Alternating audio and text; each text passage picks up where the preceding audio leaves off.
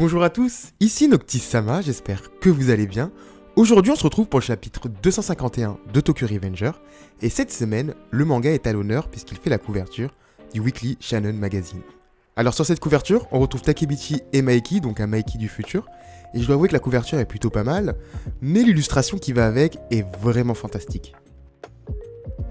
Comme on avait eu le droit pour le Tokyo Manjikai au chapitre 247, cette semaine, on a le Kanto Manjikai habillé en costard, donc on a vraiment toute l'équipe, et surtout avec la croix bouddhiste.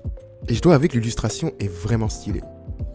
Et l'auteur a vraiment voulu faire le contraste, notamment avec leur tenue vestimentaire, où le Tokyo Manjikai était plutôt habillé en survêtement en sweater, et là on a le Kanto Manjikai habillé, comme j'ai pu le dire, en costard. Également, on peut voir des différences au niveau de l'environnement. Pour le Tokyo Manjikai, on avait plutôt le droit à l'aube, qui fait référence à cet espoir nouveau, cette vision des gangsters avec beaucoup d'honneur. Et pour le Kanto Manjikai, on a plutôt le droit à la nuit, donc qui fait référence à ce côté un peu plus sombre des gangsters. Bref, je vais pas développer trop longtemps sur cette image, mais en tout cas, on peut dire qu'elle est vraiment très belle, et je dois avouer que je sais pas si je la préfère à celle du Tokyo Manjikai. J'ai peut-être déjà choisi mon camp. Bref, pour en revenir au chapitre 251, cette semaine, on aura la suite du combat de Inoue contre Waka et Benkai, et surtout, on aura le droit à l'entrée en scène de Maeki et de Hanma. Alors j'espère que vous êtes bien installés, car on va se plonger immédiatement dans ce chapitre, et on a pas mal de choses à se dire.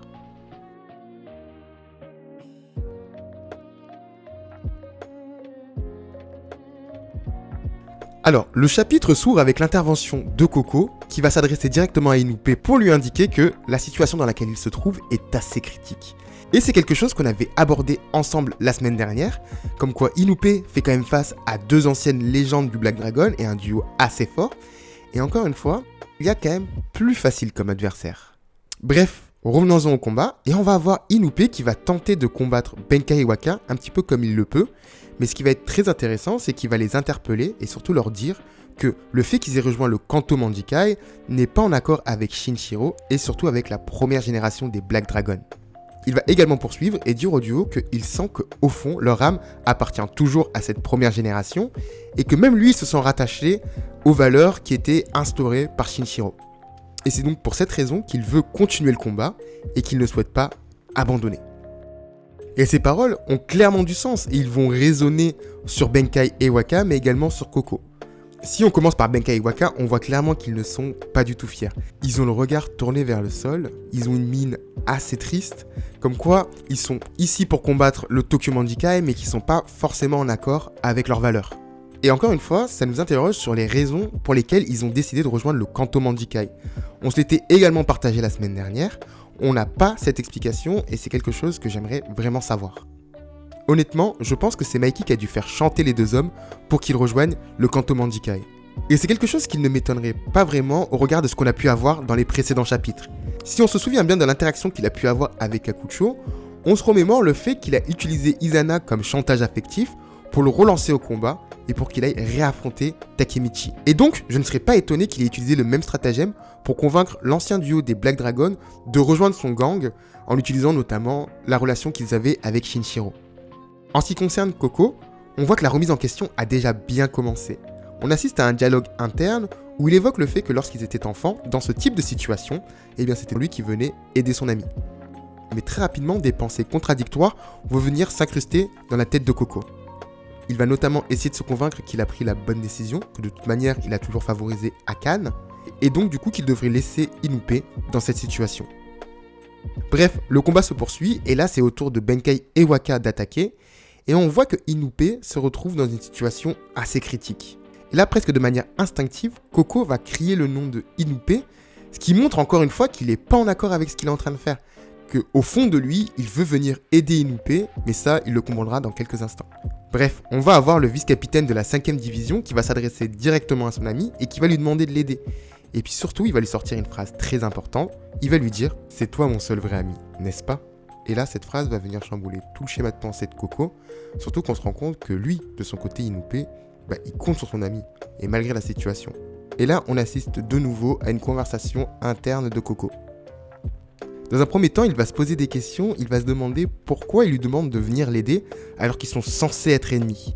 Et c'est à ce moment-là qu'on assiste enfin au déclic du personnage, qui se traduit via une conversation qu'il aurait pu avoir avec Akane, qui le remercie pour tous les efforts qu'il a pu faire jusqu'à présent, mais qu'aujourd'hui, il est temps qu'il fasse ce qu'il veut. Et là, cette scène qui est assez symbolique va venir libérer Coco de ses démons du passé. Et ça, c'est quelque chose qu'on avait pu voir à travers les différents arcs, et tout particulièrement pendant l'arc Tenjiku. Malgré la mort d'Akane, le jeune homme était resté coincé dans le passé et cherchait toujours à gravir les échelons de la délinquance et de faire de plus en plus d'argent. Et à travers cette discussion symbolique et à travers surtout les paroles que Akane aurait pu dire à Coco, eh bien ça va le libérer tout simplement de ce passé, de cette promesse, et grâce à cela, il va pouvoir aller de l'avant. Et tout ça, on le doit plus ou moins à la situation dans laquelle se trouve Inoue, ce qui force Coco aujourd'hui à prendre une décision, et une décision plutôt radicale. Bref, on peut limite parler d'une renaissance pour le jeune homme du Kanto Manjikai, enfin Kanto Manjikai, peut-être pas pour bien longtemps. Bref, c'est à l'instant où Benkai va porter le coup final à Inoue que Coco va intervenir et va le frapper par derrière avec un énorme coup de poing. Bon, j'avoue que la situation est assez cliché, mais on l'apprécie, la rédemption du personnage. Et donc la finalité, c'est qu'on aura un combat Coco-Inoue contre Benkai et Waka.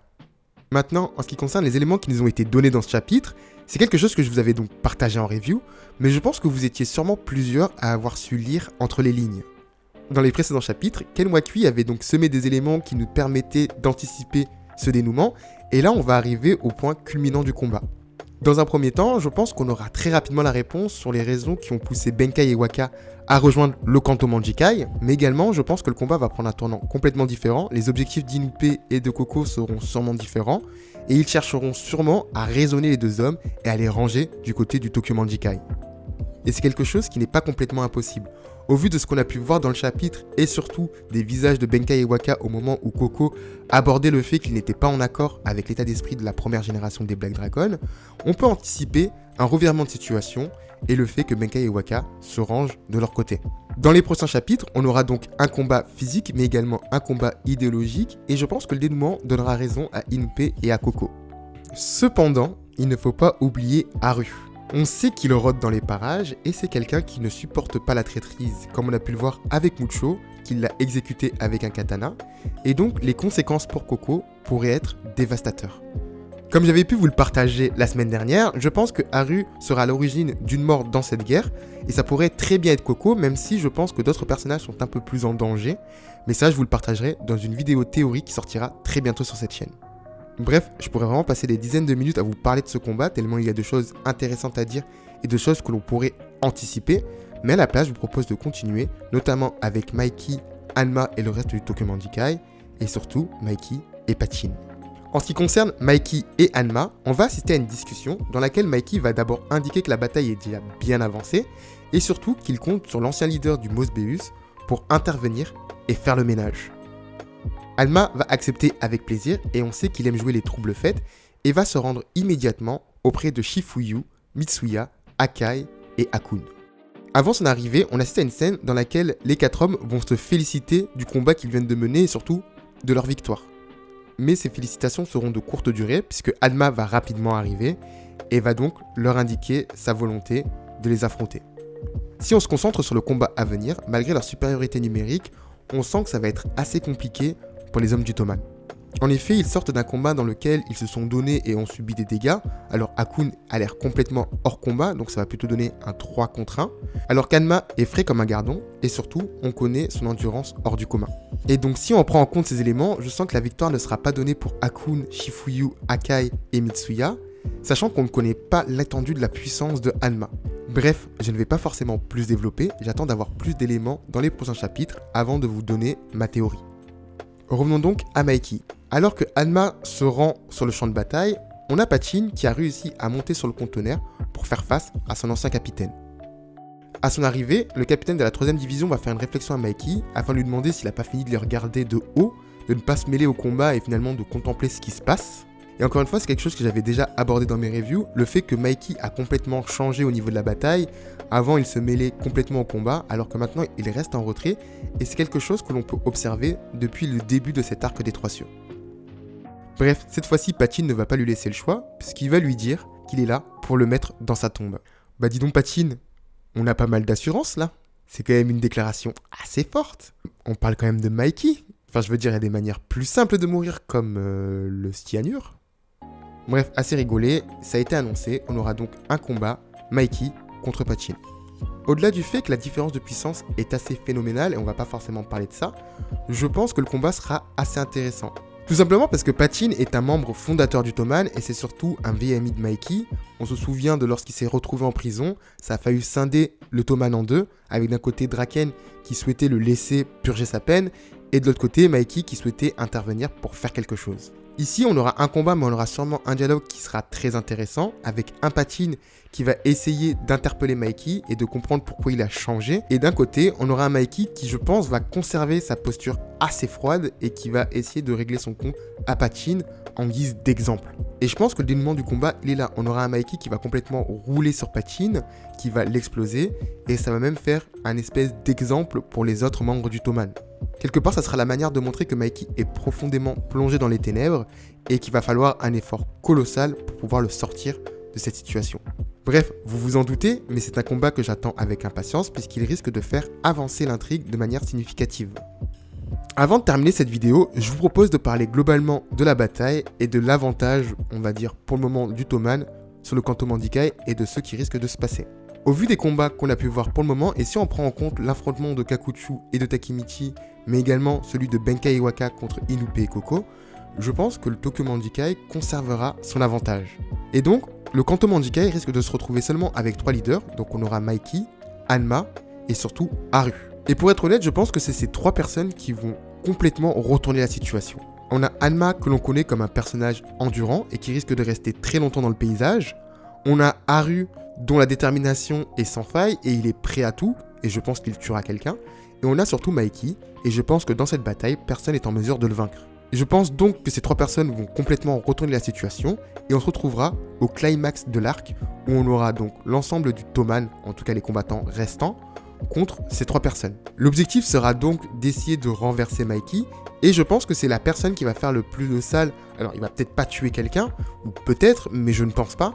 Mais je pense surtout qu'il va vraiment malmener l'ensemble des membres du Toman. L'objectif qui serait donc commun au Toman et peut-être à Benkei Iwaka si Inupe et Koko arrivent correctement à faire leur travail, ce serait de raisonner Mikey qui serait dans un état de destruction totale, et s'ils y parviennent, la guerre serait sûrement stoppée puisque Mikey n'aurait plus la volonté de se battre, et ça influencerait grandement Hanma et Haru. Mais ça, je vous le développerai correctement dans une vidéo théorique qui devrait arriver en début de semaine prochaine. Je vise lundi et donc j'espère que je vais pouvoir m'y tenir.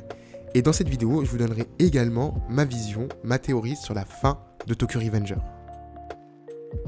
Bref, les amis, cette fois-ci on arrive au terme de la vidéo. Je vous remercie énormément si vous l'avez regardé jusqu'au bout.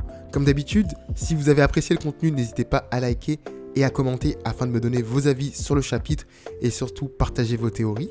Et surtout, n'hésitez pas à vous abonner afin de rejoindre le gang pour qu'on soit de plus en plus nombreux. Je vous donne donc rendez-vous très rapidement la semaine prochaine pour une vidéo théorie et surtout pour la review du chapitre 252. En attendant, portez-vous bien et je vous dis à très bientôt.